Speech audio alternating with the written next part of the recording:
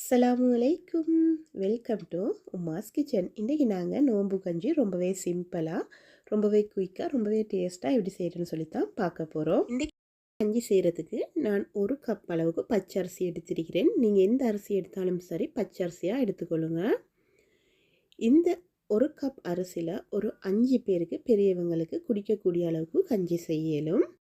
அரிசியை நல்லா கழுகி எடுத்ததுக்கு பிறகு ஒரு கேரட்டை தோலை நீக்கிட்டு கழுவி எடுத்திருக்கிறேன். அதை நல்லா வெட்டிக்கொள்வோம். அதோட பாதி லீக்ஸ் எடுத்திருக்கிறேன். இந்த அரிசிற அளவுக்கு ஒரு கேரட்டும் பாதி லீக்ஸும் தாராளமாக போதுமானது. லீக்ஸையும் கேரட்டையும் நான் பெருசாகவே வெட்டி எடுத்திருக்கிறேன். கேரட்டெல்லாம் ரொம்ப சின்னதாக அரியலை. அதோட ஒரு பூண்டுமே முழுசாக எடுத்திருக்கிறேன். இதையும் நாங்கள் தோலை நீக்கிட்டு கழுவி எடுத்துக்கொள்ள வேணும். அதோட மீடியம் சைஸில் ஒரு வெங்காயமுமே கட் பண்ணி எடுத்துக்கொள்கிறேன்.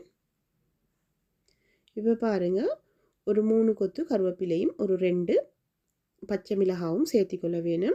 அதோட ஒரு சின்ன ஒரு துண்டு இஞ்சியும். இதெல்லாமே நாங்கள் கஞ்சிக்கு சேர்த்துற முக்கியமான பொருட்கள். அதோட வாசனைக்காக நாங்கள் ரம்பையுமே சேர்த்திக்கொள்ள வேணும்.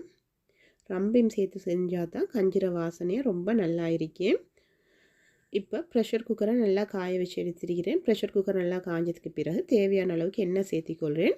எண்ணெயுமே நல்லா காஞ்சதுக்கு பிறகு நாங்கள் கட் பண்ணி வச்ச வெங்காயத்தை சேர்த்திக்கொள்ள வேணும். அதோட ஒரு துண்டு கருவேப்பட்டையுமே சேர்த்திருக்கிறேன்.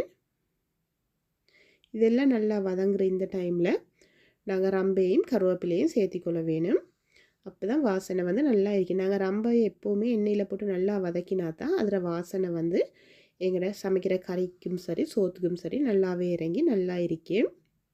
பாருங்கள், எல்லாம் சேர்த்து இதை மாதிரி நல்லா வதக்கி எடுத்துக்கொள்கிறேன். இது நான் செய்ய போகிறது இறைச்சி கஞ்சி. அதால் நான் இறைச்சியுமே சின்ன சின்ன துண்டுகளாக கட் பண்ணி எடுத்திருக்கிறேன். இதில் சின்ன முள்ளுகளும் கலந்த மாதிரி தான் இருக்குது. நீங்களுமே கஞ்சி செய்கிறேன்டா கொஞ்சம் முள்ளும் சேர்த்த மாதிரி செய்யுங்க, டேஸ்ட் நல்லா இருக்கும். பாருங்கள், இதெல்லாம் சேர்த்து இதை மாதிரி நல்லா ஒரு முறை எண்ணெயில் வதக்கி எடுத்துக்கொள்ள வேணும். நான் வதக்கிறதுக்கு மசாலா தூள் எதுவும் சேர்த்தல, வெறும் இறைச்சை மட்டுமே சேர்த்து எண்ணெயில் இதை மாதிரி ஒரு 4-5 நிமிஷம் நல்லா வதக்கி எடுத்துக்கொண்டேன். அதுக்கு பிறகு கொஞ்சமாக உப்புமே சேர்த்திக்கொள்கிறேன். உப்பையும் சேர்த்தினதுக்கு பிறகு திருப்பொரு முறை இது மாதிரி அடுப்பை மீடியம் ஃப்ளேமில் வச்சு 2-3 நிமிஷத்துக்கு மசாலா தூள் எதுவும் சேர்த்தாமல் இதை மாதிரி வதக்கி எடுத்துக்கொள்கிறேன். ஒவ்வொருத்தர் ஒவ்வொரு முறையில் செய்வாங்க, நான் இந்த முறையில் தான் செய்வேன்.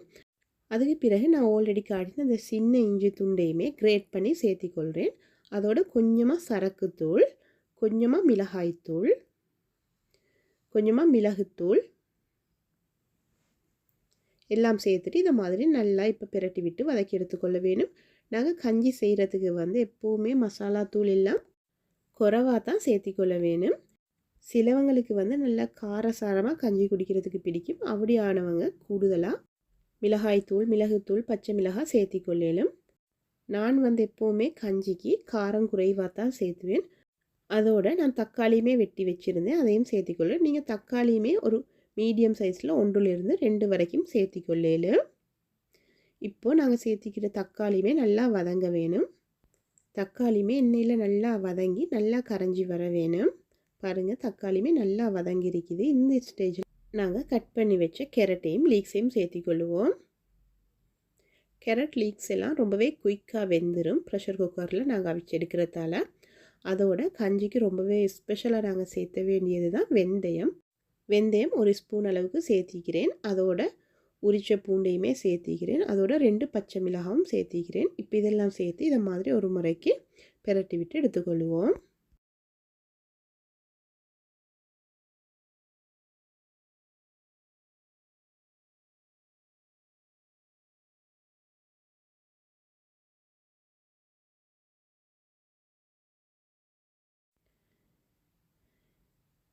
இப்போ நாங்கள் கழுகி வச்ச அரிசியை சேர்த்திக்கொள்ள வேணும்.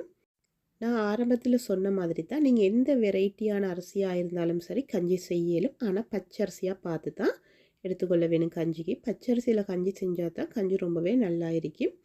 இப்போ பாருங்கள், நான் 1 கப் அளவுக்கு தான் அரிசி சேர்த்தினேன். அதே கப்பால் ஒரு 4 கப் அளவுக்கு தண்ணி சேர்த்திக்கொள்கிறேன்.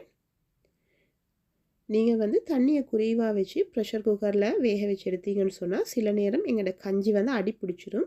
அடி பிடிக்காமல் இருக்கிறதுக்கு நீங்கள் வந்து கொஞ்சம் கூடுதலாகவே தண்ணி சேர்த்திக்கொள்ள வேணும். நான் 1 கப் அளவுக்கு 4 கப் தண்ணி சேர்த்திக்கிறேன். இது வந்து ரொம்பவே கரெக்டாக வரும். தண்ணியும் இல்லாமல் அதே நேரம் அரிசியும் இல்லாமல் நல்லா குழஞ்சி வெந்து வரும்.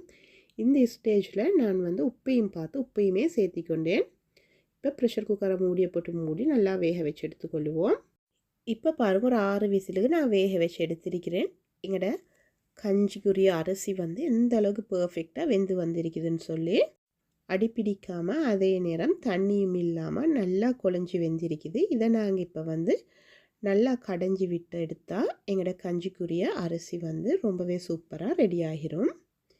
இதை மாதிரி எல்லாம் பெரட்டி விட்டுட்டு நாங்கள் ஒரு விஸ்கை வச்சு நல்லா கொஞ்சம் கடைஞ்சி விட்டு எடுத்தாலே எங்களோட அரிசி வந்து நல்லா கடைஞ்சி நல்லா அழகாக வந்துடும். பாருங்கள், நான் நல்லா கடைஞ்சி எடுத்திருக்கிறேன். இப்போ இதுக்கு நாங்கள் கட்டி தேங்காய் பால் ஊற்றி எடுத்துக்கொள்ள வேணும். கஞ்சிக்கு எப்போவுமே டேஸ்ட்டை கொடுக்குறது நாங்கள் ஊற்றுற தேங்காய் பால் தான். நல்லா கட்டியான தேங்காய் பாலாக ஊற்றி எடுத்தீங்கன்னு சொன்னால் டேஸ்ட் வந்து ரொம்பவே நல்லா இருக்கும். பாருங்கள், இப்போ நான் தேங்காய் பாலை ஊற்றிட்டு இதை மாதிரி நல்லா எல்லாத்தையும் பெரட்டி விட்டு எடுத்துக்கொள்கிறேன். இந்த டைம்லேயுமே நீங்கள் உப்பு போதுமான்னு சொல்லி பார்த்து உப்பு போதாத மாதிரி இருந்தால் உப்புமே சேர்த்திக்கொள்ளும். பாருங்கள் எவ்வளோ பர்ஃபெக்டாக எங்களோட கஞ்சி வந்திருக்குதுன்னு சொல்லி. இதை மாதிரி பாலை ஊற்றிட்டு நல்லா ஒரு கொதிக்க விட்டு எடுத்தீங்கன்னு சொன்னால் எங்களோட நோன்பு கஞ்சி நல்லா வாசனையாக நல்லா டேஸ்ட்டாக ரொம்பவே சூப்பராக ரெடி ஆகிரும். நீங்கள் இதுக்கு வந்து எக்ஸ்ட்ராவாக பார்லி சேர்த்துருந்தா கூட சேர்த்திக்கொள்ளும். கொஞ்சமாக பார்லி, அதே நேரம் வந்து திணை இருக்குது இல்லையா, திணை கூட கொஞ்சமாக சேர்த்திக்கொள்ளும். எந்த வித்தியாசமுமே விளங்காது. அரிசியோடு சேர்த்தினா டேஸ்ட்டு ரொம்பவே நல்லா இருக்கும். உங்களுக்கு யூஸ்ஃபுல்லாக இருந்தால் மறக்காமல் லைக் பண்ணி சப்ஸ்கிரைப் பண்ணிக்கொள்ளுங்க. இன்ஷா அல்லாஹ் இன்னொரு வீடியோவில் சந்திக்கலாம். அது வரைக்கும் அஸ்ஸலாமு அலைக்கும்.